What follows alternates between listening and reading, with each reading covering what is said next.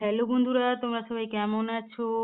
নিশ্চয়ই তোমরা সবাই ভালো আছো, আর আমিও খুব ভালো আছি। দেখো, আজকে একটা রান্নার ভিডিও নিয়ে চলে এলাম। তো পমফ্রেট মাছের ঝাল করব, আর পুঁই শাকের চচ্চড়ি বানাবো। তো বেশি না বকে চলো শুরু করি। প্রথমে আমি এখানে পমফ্রেট মাছগুলোকে লবণ আর হলুদ মাখিয়ে নিয়েছি। তারপর কড়াইতে তেল গরম হয়ে গেছে, আমি পমফ্রেট মাছগুলো ভেজে নিচ্ছি। তো পমফ্রেট মাছগুলো আমি ভাজতে বসিয়ে দিয়েছি। তারপর আমি চলে যাব ছাদের উপরে। তো চলো তোমরা সবাই, ছাদের উপরে পুঁই শাক হয়েছে, তো পুঁই শাক নিয়ে আসবো। তো দেখো, আমি ছাদের উপরে হ্যালো চলে বন্ধুরা, এলাম। দেখো এখানে একটা পুঁই শাকের গাছ হয়েছে ছাদের উপরে। তো আমি ওটা নিতে চলে এলাম, রান্না করব। দেখো বন্ধুরা, আমি পুঁই ডাঁটাটা লাগিয়ে দিয়েছিলাম টপের মধ্যে, তো পাতা বেরিয়ে গেছে। তোমরা চাইলে লাগাতে পারো। যখন পুঁই ডাঁটা নিয়ে আসবে বাড়িতে, তখন টপের মধ্যে লাগিয়ে দিবে। বৃষ্টি হলে তখন লাগাবে, তাহলে ভালোভাবে হয়ে যাবে, পাতা বেরিয়ে যাবে।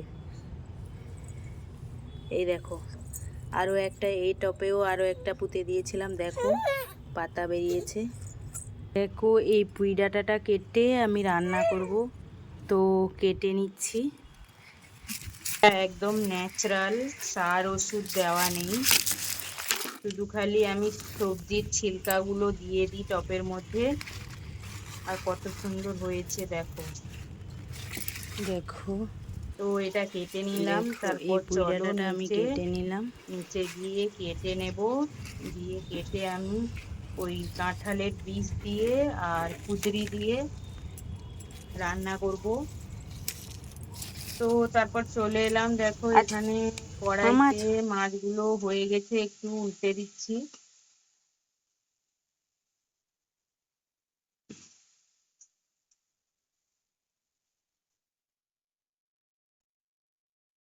প্লিজ বন্ধুরা, যদি তোমাদের ভিডিওগুলো ভালো লাগে তাহলে লাইক ও ফলো করে পাশে থাকবেন।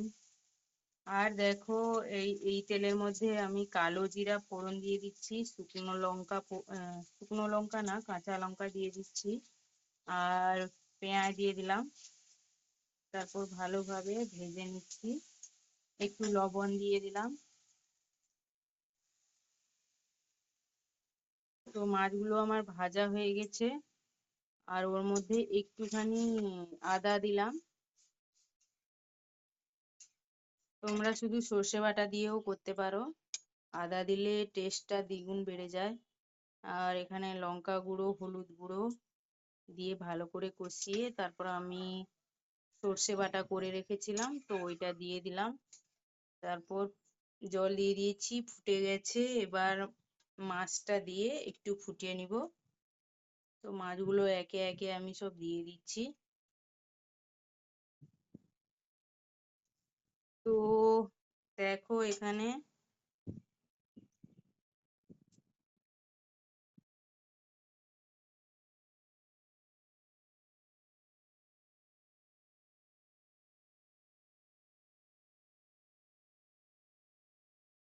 তো রান্নাটা আমার কমপ্লিট হয়ে গেল। তো আমি কিছুটা কাঁচা লঙ্কা আর কিছু আমি ধনে পাতা কুচি দিয়ে দিচ্ছি। তারপর তরকারিটা নামিয়ে তোমাদেরকে দেখাচ্ছি। আর একটুখানি সর্ষের তেল দিব, তোমরা চাইলে নাও দিতে পারো, কিন্তু সর্ষের তেলের সেন্টটা খুব ভালো আসে। তো এখানে হয়ে গেছে রেডি। তারপর আমি পুঁই শাক কেটে নিয়েছি, কুদলি আর কাঁঠালের বীজ, আলু সব কেটে নিয়েছি, তারপর ধুয়ে নিচ্ছি। তো কড়াইতে তেল দিয়ে 5 ফোড়ন আর পেঁয়াজ কুচি দিয়ে দিয়েছি, আর তারপর লবণ দিয়ে দিলাম।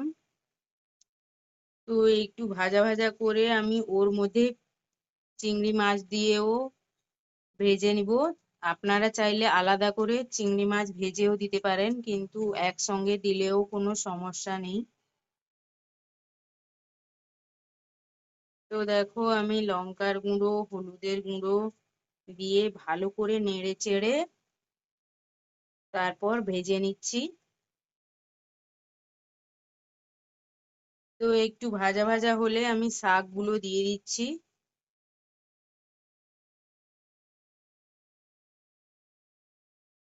আমার তো পুঁই শাক খেতে খুবই ভালো লাগে, তোমরা কারা কারা পছন্দ করো কমেন্টে জানাবে। দেখো পুঁই শাকটা দিয়ে দিয়েছি, তারপর নেড়ে চেড়ে নিচ্ছি।